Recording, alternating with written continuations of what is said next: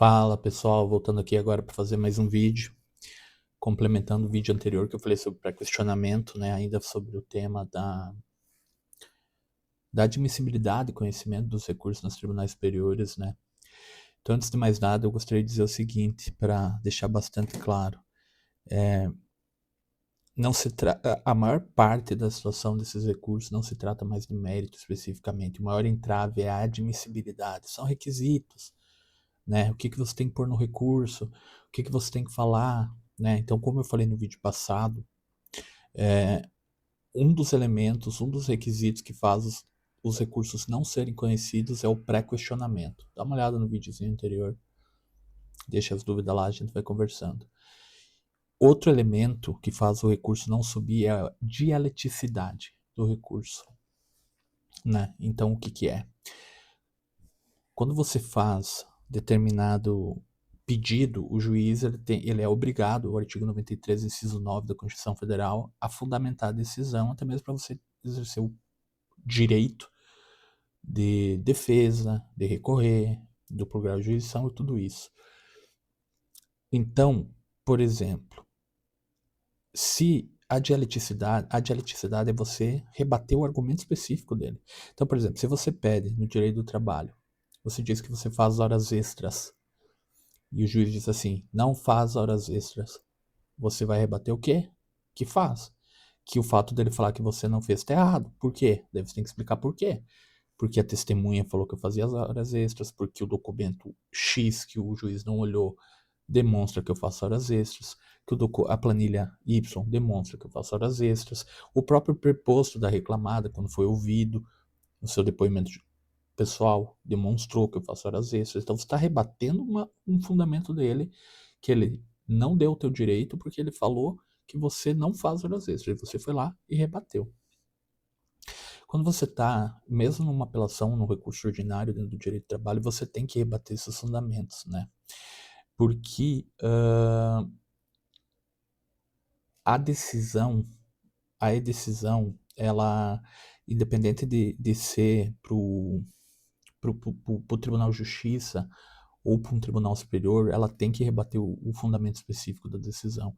É claro que, como eu falei no vídeo anterior, quando é para o Tribunal de Justiça é um pouco mais aberto, você pode falar sobre tudo, sobre as provas, sobre os fatos. Quando é para um tribunal superior, ele é mais restrito, tem que observar determinados requisitos, senão você não faz ele subir, né? Então, por exemplo, pegando uma jurisprudência aqui, fala o seguinte, ó, o direito da parte é a interposição de recursos e submissão da matéria ao duplo grau de jurisdição, então veja, não está falando para tribunal superior, não é restrito e limitado, de maneira que encontra limites nos requisitos exigidos para a admissibilidade dos recursos interpostos, dentre eles a dialeticidade. Porque se você não rebater o fundamento da sentença, vai chegar para o tribunal e ele não vai saber por que você está inconformado com aquela decisão, né? Então, por mais que você tenha o direito de recorrer, você tem que explicitar, né, o, o por que você está recorrendo. Quando se trata do duplo grau de jurisdição aqui, da sentença pro recurso, é um pouco mais leve essa situação, né? Então, por exemplo, a mera repetição dos argumentos que estão na inicial ou dos argumentos que estão na contestação, a jurisprudência entende que não ofende o princípio da dialeticidade se houver a demonstração suficiente de que você está irresignado com aquela decisão, que você não concorda com aquela decisão. Então eles meio que toleram isso e diz assim, tudo bem, copiou os argumentos da inicial, deu uma alterada ali, deu para compreender que ele não que ele se insurgiu contra a sentença e eles vão julgar igual. Mas o mesmo não acontece com o Tribunal Superior, né? E aí, por exemplo, você pega a súmula 422 do Tribunal Superior do Trabalho, que fala que não se conhece de recurso para o Tribunal Superior do Trabalho se as razões do recorrente não impugnam os fatos, os fundamentos da decisão recorrida nos termos em que proferida. Então veja bem, ele não vai fazer mais essa análise do tipo assim, copiou e colou aqui os fundamentos da inicial, da contestação, do recurso ordinário, e aí eu vou dar uma aliviada para ele. Não. Você vai ter que impugnar especificamente é, é, o fundamento daquela decisão, senão não vai ser reconhecido por ausência de dialeticidade, tá? A mesma coisa, o Supremo, o STJ, é inviável, o súmula 182 do STJ é inviável ao agravo do artigo 545 CPC, que deixa de atacar especificamente os fundamentos da decisão agravada, né? Então, se eu pegar, por exemplo, o que eu posso pegar de exemplo? O dano moral por inscrição indevida no cadastro de proteção ao crédito. Hoje, a jurisprudência já pacificou o entendimento de que constitui dano moral se você tiver autonomia indevidamente inscrito no cadastro de proteção ao crédito, como SPC e Serasa, tá? Então, veja, basta eu demonstrar para o juiz que a inscrição foi indevida. Ou seja, eu tinha um boleto para pagar no dia 5, eu paguei no dia 4, e no dia 7 eu estava com o nome inscrito por ausência de pagamento, mas está aqui o comprovante. O juiz vai pegar, vai mandar tirar o nome do cadastro do SPC de Serasa e vai condenar a empresa a um pagamento, a uma indenização por dano moral. Aí o valor, claro, depende do juiz, pode ser 1.000, pode ser 5.000, 6.000, 7.000, depende da jurisprudência ali, mas ele vai condenar, porque o dano moral ele é intrínseco ao ato ilícito. Dentro do direito a gente chama isso de dano moral in re ipsa, tá? Que é nada mais nada menos que um dano moral presumido, tá? Então imagina que você, a mesma situação, você tinha um boleto pro dia 5, você pagou no dia 4, você mostrou pro juiz, e eles te escreveram no dia 7, você mostrou pro juiz que pagou, estava ali o comprovante, e o juiz diz assim, beleza, a inscrição realmente foi indevida, mas você não tem direito a dano moral porque você não fez prova do abalo psíquico que você sofreu, você não fez prova dos danos decorrentes da referida inscrição, até mesmo porque você foi inscrito no dia 7, já entrou com a ação no dia 8 e eu já dei a liminar para tirar o nome, então nem teve prejuízo. Aí o que você vai fazer? Você vai fazer um recurso dizendo que você tem direito ao dano moral porque você teve o nome escrito indevidamente. É isso? Sim, mas não, né? Porque é óbvio que é isso, mas você não vai fazer o recurso dessa forma, porque isso é genérico, né? Tipo, que teve o nome escrito, a gente sabe, né? Agora, o que eu falei aqui sobre a decisão dele? Nada. Eu tenho que impugnar especificamente. Então, eu tenho que dizer o seguinte, olha, eu tinha um boleto pro dia 5, paguei no dia 4, dia 7 me escreveram, no dia 8 eu entrei com uma ação, o juiz reconheceu, mostrei o comprovante de pagamento, o juiz reconheceu o direito de eu eliminar para tirar meu nome, mas na hora da sentença ele falou que eu não tinha feito prova do dano. Mas, de acordo com a jurisprudência, eu não preciso fazer prova do dano porque o dano moral é presumido. Até mesmo que nem tem como eu fazer prova disso, né? Porque o que eu teria que fazer? Antigamente os advogados faziam isso, eles pegavam, mandavam a pessoa comprar lá, não, compra alguma coisa e, diz que o teu crédito foi negado para tentar demonstrar um dano. Mas a questão é a seguinte, a jurisprudência já se pacificou no sentido que é presumido esse dano.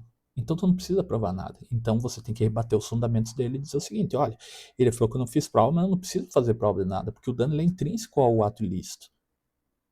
Entendeu? E aí você está rebatendo o fundamento dele. Outra situação que poderia ocorrer é o juiz dizer o seguinte, realmente você tinha um boleto pro dia 5, você pagou no dia 4, dia 7 te escreveram, dia 8 você entrou com a ação. E o dano moral é intrínseco ao ato ilícito, ele é presumido, ele é in re ipsa, e você teria direito ao dano moral. Ou seja, ele reconhece que tu teve o nome escrito indevidamente, ele reconhece que o dano moral é presumido. Ou seja, ele conhece o fato e reconhece o direito. Mas ele não te dá, porque ele fala o quê? Mas eu olhei o teu histórico de devedor e você já tinha uma inscrição anterior, há 5 anos atrás, então você é um mau pagador. Né? Então, tipo assim, se você já fica devendo reiteradamente, né? Então tu é acostumado a fazer isso, né? E talvez tu faça até por gosto, só pagando dano moral aí, ou qualquer situação, não sei. Mas ele fala alguma coisa nesse sentido e ele te indefere o dano moral. Veja, nesse caso, ele reconheceu que tu teve o nome escrito indevidamente, reconheceu que tu pagou antes da data do vencimento, inclusive, reconheceu que 2 dias depois eles te escreveram indevidamente, ele reconheceu que o dano moral decorrente da inscrição indevida é presumido, mas ele não te deu porque ele falou que você era um apagador e tinha um registro anterior no teu histórico. Você vai fazer um recurso dizendo: eu tenho direito porque eu tive o nome negativado indevidamente. Como eu falei antes, sim e não. Não nesses termos. Porque o que isso que eu acabei de falar rebate especificamente o que o juiz falou? Nada. Eu vou fazer um recurso dizendo assim: olha, está provado que eu tive o nome escrito indevidamente e só que o juiz não me deu porque ele falou para mim fazer prova. Ele falou isso. Ele não falou isso. Eu estou fazendo um recurso com base num fundamento que não tem sentido. Porque no primeiro exemplo ele falou para mim fazer prova. Nesse segundo exemplo, não. No segundo exemplo, ele falou que o dano era presumido. Então, estou fazendo um recurso falando coisa alheia ao que ele decidiu, que não tem nada a ver, não estou impugnando especificamente. O recurso tem que ser feito, então, no seguinte sentido: olha, eu tinha um boleto pro dia 5, eu paguei no dia 4, no dia 7 tive o meu nome indevidamente escrito, isso foi reconhecido, o juiz deu a liminar para retirar meu nome, o comprovante está anexo à folha 5. O juiz reconheceu a inscrição indevida e reconheceu que o dano é presumido nos termos da jurisprudência. Mas ele não me deu, não condenou a empresa a me pagar dano moral, porque ele falou que eu sou um mau pagador, que eu tenho uma inscrição prévia. Há 5 anos atrás ele viu no registro lá e estava lá. Você vai impugnar especificamente essa situação. Você vai dizer o seguinte: olha, eu não tenho, eu tive aquela situação, daí você vai ter que achar o argumento, né? Mas você tem que impugnar especificamente esse argumento. Então vamos lá. A inscrição indevida está comprovada, a presunção de dano moral ele reconheceu, só que ele falou que você era um mau pagador. Você vai dizer: não sou um mau pagador. Eu tive essa inscrição de fato, mas foi logo que eu saí da faculdade, não tinha emprego, aconteceu, ou então eu estava empregado, fiquei desempregado. Se verificar o histórico, faz 5 anos essa inscrição, é de um valor irrisório. Se olhar todo o meu histórico depois, eu nunca mais fiquei devendo. Eu não sou um mau pagador, foi uma situação isolada. Então eu tenho direito a esse dano moral, não faz sentido. Ou então, outra situação que talvez o juiz não tenha analisado: eu paguei aquela dívida lá, ocorreu um erro, na verdade. Eu esqueci num dia, mas paguei no outro dia. Eu esqueci num dia, paguei na outra semana, e nessa outra semana eles me registraram. Se olhar lá, vai ver que foi registrado no dia 7, no dia 12 eu paguei e saiu no dia 13. Foi porque eu esqueci, ou então aquela lá também foi indevida. Eles me registraram, tá ali uma outra ação que eu fiz, que foi reconhecida, que foi indevida. Entende? Você vai achar argumentos. Desculpa. Você vai achar argumentos para poder refutar aquela situação especificamente. Às vezes o juiz ele pode te dar mais que uma situação também. Vamos pensar no mesmo exemplo. Ele pode dizer o seguinte: realmente, você teve o nome escrito indevidamente. O boleto era pro dia 5, você pagou dia 4, você registraram dia 7, depois que estava pago. Mas eu não vou te dar dano moral porque você não fez prova dos danos. E, mesmo se tivesse feito, você tinha inscrição no seu nome, então você é um mau pagador. Veja, está te dando 2 argumentos. Então você vai dizer que você não tem, que foi comprovado, está no processo comprovado, que a inscrição foi indevida, que o juiz julgou contrário à jurisprudência, porque ele falou que você precisava fazer prova e você não precisa, porque o dano moral é presumido. E no que concerne à inscrição anterior, ela existiu por um equívoco, porque eu esqueci num dia, mas eu paguei no outro dia, e daí tudo aquilo que eu falei anteriormente. Ou seja, você vai rebater os argumentos específicos do juiz. E eles podem ser 1, 2, 3, 4, 5, pode ser 10, pode ser. Depende da decisão, depende do direito que está sendo pleiteado, depende dos fatos. E aí o advogado, obviamente, tem que prestar bastante atenção nisso, porque muitas vezes passa batido um fato ou outro, que às vezes pode ser prejudicial para o teu recurso. Tá? Na questão dos recursos para os tribunais superiores, como a gente estava falando no vídeo anterior, a situação é um pouco diferente também. Por quê? Porque imagina que você faz um recurso de revista para o Tribunal Superior do Trabalho dizendo que há uma afronta à súmula 448 do TST, que o trabalhador laborou limpando banheiros, e aí ele tem direito ao adicional de salubridade e o juiz não deu, né? O tem um juízo de admissibilidade, e aí o desembargador fala assim: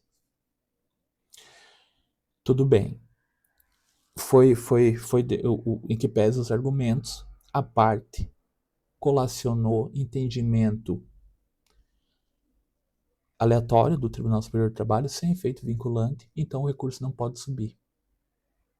Você vai fazer um agravo dessa decisão e você vai dizer: olha, é óbvio que ele fez que ele trabalhou em banheiro, é óbvio que ele tem direito, vai reproduzir a mesma coisa que você fez no recurso. Não. Você vai atacar esse argumento específico, que é o seguinte: você está dizendo que a decisão afrontou uma decisão, e ele está dizendo que você afrontou, ele está dizendo que o acórdão afrontou uma decisão simples do Tribunal Superior do Trabalho. Você vai dizer: não, o acórdão afrontou uma súmula com efeito vinculante. E nesse caso, de acordo com o artigo 896 da CLT, item 1, inciso 1, é possível subir o recurso de revista. Entendeu? Então veja que aqui eu não estou dizendo mais assim: olha, ele trabalhou em banheiro e a súmula diz que é banheiro não sei o quê. Eu estou dizendo que a súmula tem um efeito vinculante, que a CLT permite que eu faça um recurso de revista por causa desse efeito vinculante. Entende? Eu estou atacando especificamente a decisão que negou o seguimento ao recurso de revista nos seus termos, porque senão eles não vão aceitar. Entendeu? Como diz aqui, ó, o princípio da dialeticidade recursal impõe ao recorrente o ônus de evidenciar os motivos de fato e de direito suficientes à reforma da decisão objurgada, trazendo à baila novas argumentações capazes de infirmar todos os fundamentos do decisum que se pretende modificar, sob pena de vê-lo mantido por seus próprios fundamentos. Se eu for lá e repetir a fundamentação do recurso de revista, sem atacar especificamente que cabe o recurso de revista quando afronta uma jurisprudência vinculante do TST, que aquela decisão está pacificada por meio de uma súmula vinculante, esquece, eles vão manter pelos próprios fundamentos, você vai fazer o acordo e eles vão negar. Entendeu? Então a dialeticidade é você atacar, você conseguir observar exatamente qual é o fundamento da decisão. Faz o tópico aqui, ó, fundamento 1 e rebate, fundamento 2 e rebate, fundamento 3 e rebate, fundamento 4 e rebate, né? Da mesma forma que você faz com o pré-questionamento, tá? Então acho que é isso aí, já me estendi. Qualquer dúvida deixem aí. E não se esqueça de dar um curtizinho aí para ajudar nós, né? Aos poucos a gente vai fazendo sobre mais dúvidas que vierem surgindo aí, debate aí, a gente vai conversando. Um abraço e até mais.